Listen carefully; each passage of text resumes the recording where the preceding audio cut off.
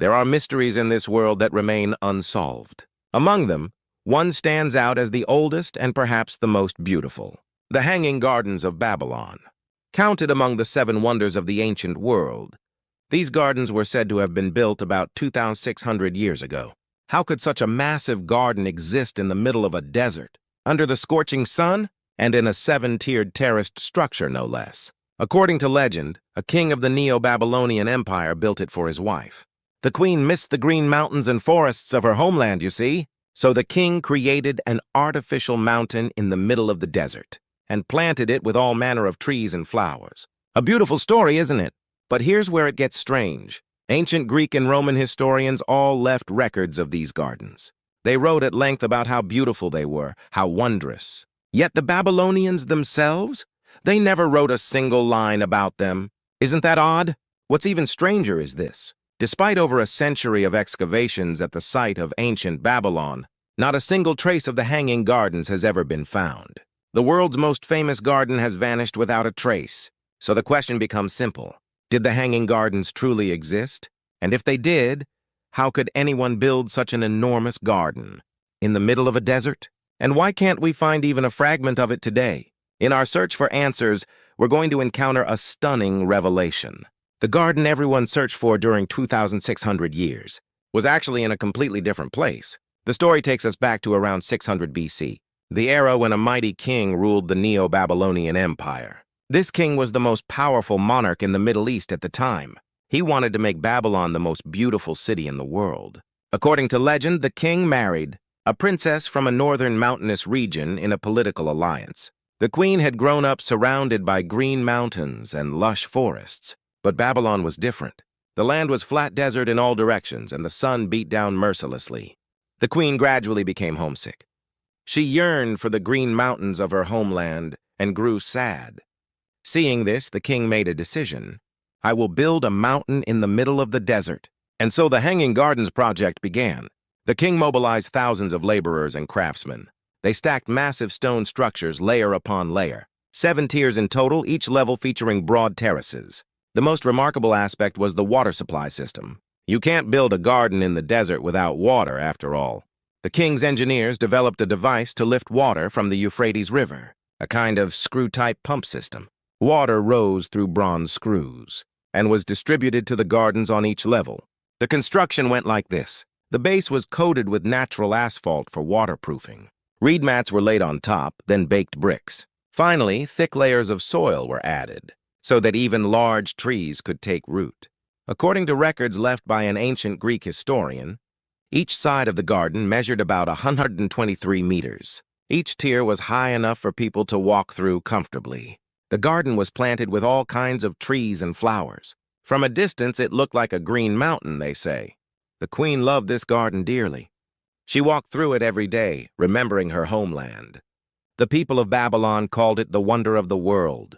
This beautiful legend was passed down by word of mouth for centuries. Ancient Greek and Roman historians recorded it for posterity. And so the Hanging Gardens became one of the 7 wonders of the ancient world. But from here, strange things start to happen. In the early 20th century, a German archaeologist began excavating Babylon. His top priority was finding traces of the Hanging Gardens. Imagine how remarkable it would be to discover the world's most famous garden.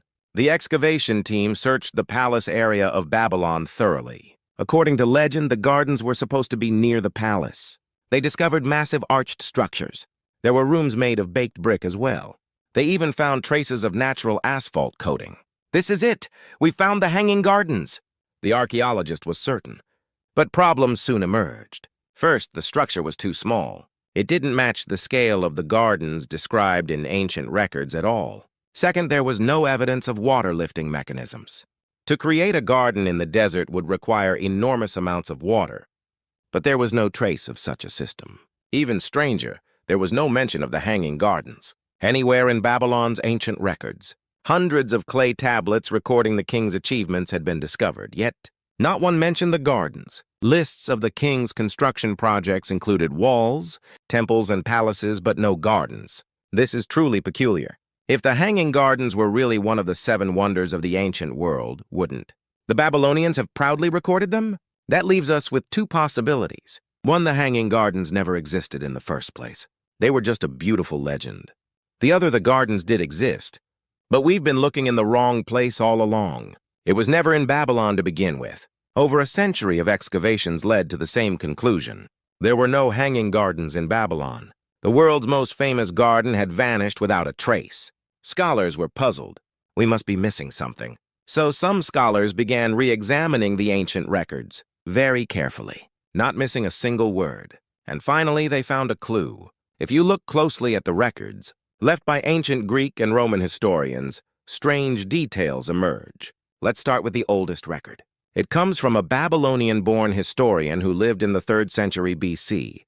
He wrote the history of Babylon in Greek, saying the Hanging Gardens were built by a king, but his original records haven't survived. We only have fragments quoted by other historians. A Greek historian from the 1st century BC wrote this: "The garden consisted of 7 tiers, each with arched ceilings.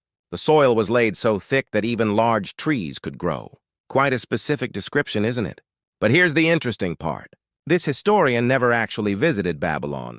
He wrote based on other people's records. Another Roman historian described the water supply system in detail. Screw-type pumps lifted water from the river. The water flowed throughout the garden. Also very specific. But again, he never saw it himself. He was writing from hearsay. Scholars began comparing all these records, and they discovered something peculiar. First, all the records were citing each other. No one had actually seen the Hanging Gardens firsthand. Everything was "someone told me this" style. Second, details varied slightly from record to record. Some said a king built them, others said an ancient queen did. Some placed them by the river, others inside the palace. Third, and most importantly, some records used vague language. When describing the garden's location, they just said "in Babylonia." They didn't specifically say the city of Babylon. Why does this matter? Because back then, Babylonia was a term used to refer to a broad region. It would be like saying, "in the Middle East." Today, referring to a region, not a specific city. So what if the Hanging Gardens weren't in the city of Babylon at all, but somewhere else in the Babylonian region? From this question, a new theory was born. About 300 kilometers north of Babylon, there was another great city, the ancient city of Nineveh, located in what is now Iraq Nineveh Governorate. It was the capital of the Assyrian Empire. Around 700 BC, an Assyrian king ruled this place. This king wanted to make Nineveh the most beautiful city in the world. Sound familiar? The king launched a massive construction project. He built a new palace and expanded the city. And then he executed his most ambitious plan of all, a water supply system. The king created a massive canal system to bring water from mountains 80 kilometers away. He connected canals and waterways and built stone aqueducts. The scale was unimaginable for the time. The king's palace featured a special garden. He planted rare trees and exotic plants imported from foreign lands. He even created special devices to supply water to the garden. About these devices, the king recorded this: "I installed bronze screws. They resembled palm tree trunks. Through these screws, water rose continuously all day long." Doesn't that sound familiar? It's exactly the same description as the Hanging Gardens water supply, system lifting water with screw-type pumps. Even more intriguing are the relief carvings on the walls of the Nineveh Palace. Archaeologists discovered carvings depicting tiered gardens, with rows of trees on each terrace and flowing water. A massive garden that looked like a mountain. The same description as the Hanging Gardens. Around Nineveh, traces of a massive canal system have actually been found. Remains of an 80-kilometer canal and stone aqueducts still exist. The canals bore inscriptions with the king's name. "I created this waterway and made Nineveh a green garden." There's even more decisive evidence. When scholars re-examined ancient records, they found that some texts actually specified Nineveh as the location of the gardens. But later generations had confused it with Babylon. Why did this confusion arise? In 689 BC, Assyria conquered Babylonia. Neighboring countries at the time called Nineveh New Babylonia, meaning the New Babylon. Over time, people began confusing New Babylonia with Babylon. The gardens that were in Nineveh were mistakenly passed down as being in Babylon. Moreover, the king who built Nineveh lived about 100 years before the king of Babylon. The timeline fits better, too. In 2013, a researcher at Oxford University published a shocking paper. The Hanging Gardens of Babylon were not in Babylon. They were in Nineveh. The academic world was turned upside down. After all, this contradicted what everyone had believed for 2,600 years. The researcher had studied ancient records for over 20 years. She combed through every text written in Greek, Latin, and Akkadian, and she reached her conclusion. First, no trace of the Hanging Gardens has ever been found in Babylon. Over a century of excavations turned up nothing. Second, nowhere in Babylon's ancient records. Is there any mention of the gardens? Third, the features of the gardens, described by ancient Greek historians, match the ruins of Nineveh exactly. Fourth, records left by the king of Nineveh contained detailed descriptions of the gardens and water supply system. So why was everyone wrong for 2,600 years? The reason is simple. In ancient times, Nineveh was too famous, but over time, Nineveh was forgotten from history.